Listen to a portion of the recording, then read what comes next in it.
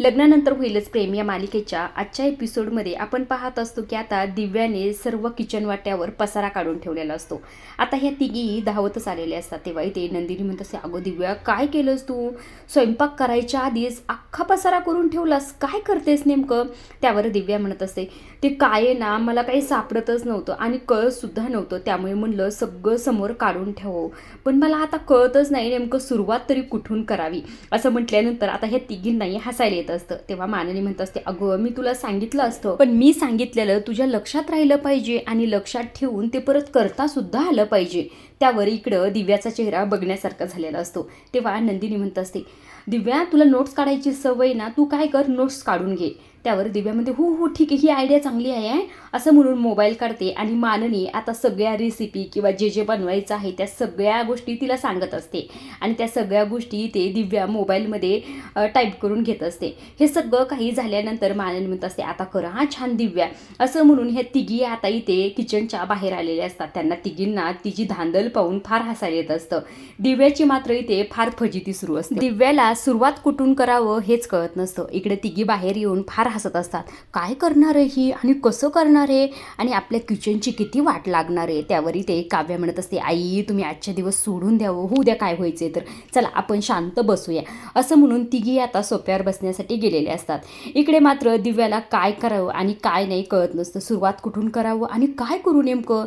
जाऊ द्या मी काय करते, आधी कांदे आणि टोमॅटो कट करून घेते असं स्वतःच्याच मनाशी म्हणत असते आणि ते सुरुवात करत असते. आता तिची धांदल झालेली ही थोडासा इथे सीन दाखवलेला आहे. म्हणजे नेमकं काय करते, कांदा चिरते, टोमॅटो चिरते, पालक चिरते, कुठे कणिक मळायला घेते, ह्या सर्व गोष्टी तिच्या एकत्र सुरू असतात. म्हणजे तिला नेमकं काय करावं आणि काय नाही असं झालेलं असतं.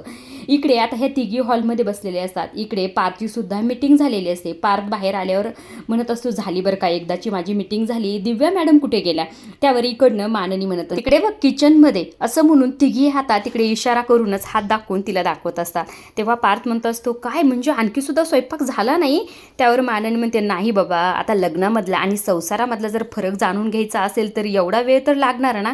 काव्याला तर इकडे फार हसायला येत असतं. माननी म्हणत असते, काय बाबा तुला वाईट बीट वाटतं काय तिच्याबद्दल, असं म्हणून त्याला फटका देत असते. तेव्हा पार्थ म्हणत असतो, मला कशाला वाईट वाटेल, माझ्या बायकोला रडवलंय तिने.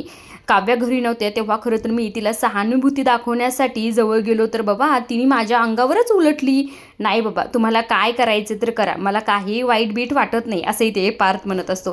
ह्या तिघींनाही ते हसायला येत असतं. मात्र दिव्याची इकडे फार धांदड उडालेली असते. तिच्याकडून एक ताट वगैरे खाली दणकन जोरात आपटलेला असतं बरं का. याचा आवाज फार जोरात झालेला असतो. इकडे सगळेजण तिच्याकडे डोकावून पाहत असतात. तेव्हा माननी म्हणत असते, अरे देवा काय चाललंय हिचं, काय करते नेमकं. खरंच काव्या, मला तर फार भीती वाटते बाई, माझ्या किचनचं काय करील ही पोरगी. तेव्हा काव्या म्हणत असते, आई तुम्ही शांत बसा, मी बघते काय करायचे तर. असं म्हणून आता काव्या दिव्याकडे इथे किचनमध्ये येणार असते. इकडे दिव्याची मात्र फार फजिती सुरू असते. तिने पालक पनीर वगैरे केलेलं आहे बरं का, पण ते पालक पनीर कमी आणि दुसरंच काहीतरी वेगळीच रेसिपी वाटत आहे. आता काव्यासमोर आल्याबरोबर काव्यासमोरचा पसारा पाहते आणि म्हणत असते, दिव्या हे काय केलंय सगळं. बरं ठीक आहे, राहू दे बाई, पसारा का असाना, पण पालक पनीर झालं का. तेव्हा दिव्या म्हणते, झालंय, पण ते कसं झालं असेल माहीत नाही. त्यावर काव्या म्हणत असते, आता दिव्या देशपांडेंनी केलंय म्हटल्यानंतर ते छानच होणार ना, थांब मी चव बघते. असं म्हणून ती भाजी चाकून पाहत असते. चाकल्याबरोबर आता इथे काव्या वाकडं तिकडं तोंड करत असते. म्हणत असते, काय दिव्या हे, अगं हे पालक पनीर आहे का खारट पनीर आहे, काय केलंस तू, ह्यात काय अख्खा डबा टाकलास का तू मिठाचा. त्यावर दिव्या म्हणत असते, काय ना मॅम, इतका सगळा पसारा झालता समोर, त्यामुळे मला आठवतच नव्हतं की मी मीठ टाकलंय का नाही, त्यामुळे मी परत टाकलं. असं म्हटल्यावर काव्या म्हणते, अरे देवा काय हे सगळं. आता काव्या तिला भाजी चाकण्यासाठी थोडीशी देत असते बरं का. तेव्हा दिव्यासुद्धा तोंड वाकडं तिकडं करत असते आणि म्हणत असते, ई कसली झाली ही भाजी यार, ही भाजी सगळी खराब झाली, आता फेकून द्यावी लागेल, मला काही जमत नाही. असं म्हणून ते कणकेचे हात झटकत असते. त्यावर काव्या म्हणत असते, अगं असे हात झटकायचे नसतात, दिलेल्या कामावरनं हात नसतेच झटकायचे, थांब चल इकडं. असं म्हणून तिच्या हाताला धरूनच इथे बेसिंगकडे आणत असते आणि तिचे अक्षरशः हात धुवून देते बरं का स्वतःच्या हाताने काव्या. तिचे हात वगैरे धुवून झाल्यानंतर परत आता इथे किचन वाट्यासमोर तिला घेऊन येते. आता काव्या खरं तरी इथे एक बटाटा चिरत असते, कारण की खारट झाली ना भाजी, त्यामुळे आता बटाटा चिरत असते आणि त्यात टाकत असते. आणि इकडे दिव्याला सुद्धा बोलत असते, दिव्या तू मगाशी मला काय विचारलं होतंस की लग्नामध्ये आणि संसारामध्ये फरक तरी काय असतोय? अगं हाच तो फरक असतोय.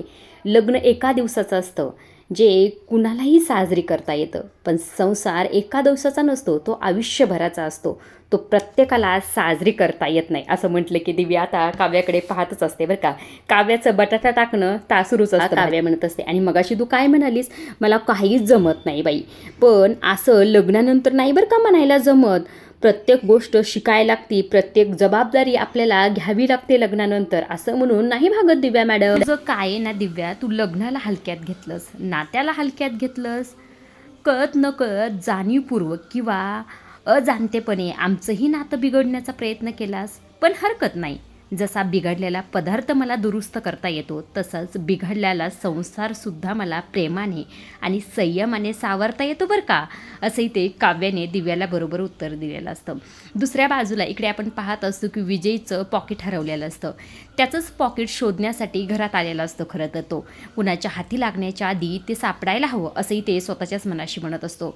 समोरून माननी आलेली असते. आता माननीला समोर पाहून इथे विजयचा चेहरा बघण्यासारखा झालेला असतो. आजच्या पुरतं एवढंच. पुढील भागात आपण पाहत असू की सिटी हॉस्पिटलच्या डॉक्टर मॅडम आलेले असतात. त्यांचं ट्रान्सफर वगैरे होणार आहे असा अंदाज आहे. त्या इथे जीवानंदिनीच्या रूममध्ये असतात. दरवाजा लावलेला असतो. त्या इथे जीवानंदिनीला म्हणत असतात की काव्याची ट्रीटमेंट मी दुसऱ्या डॉक्टरांना सजेस्ट करू शकते, त्याचा काहीच प्रश्न नाही. प्रश्न मात्र तुमचा आहे. तुम्ही हे सगळं काही किती दिवस लपून ठेवणार आहेत? घरच्यांना सगळं सांगून टाका ना, असंही ते डॉक्टर ह्या दोघांना म्हणत असतात. तितक्यात खरं तर दरवाजा वाजवलेला असतो. त्यामुळे आता जीवा दरवाजा उघडण्यासाठी दरवाजाकडे जातो. दरवाजा उघडून पाहतो तर काय, समोर अशी व्यक्ती असते. त्यामुळे खरं जीवाला इथे धक्का बसलेला असतो. आता समोर नेमकं कोण आहे ते उद्या कळेलच आपल्याला. आजच्या पुरतं एवढंच. अशा डेली मालिकेच्या अपडेट जर जाणून घ्यायचे असतील तर चॅनलला जरूर सबस्क्राईब आणि तोपर्यंत पाहत राहा लग्नानंतर होईलच प्रेम. हा एपिसोड कसा वाटला हे कमेंट करून नक्की सांगा. आवडला असेल तर लाईक करायला अजिबात विसरू नका.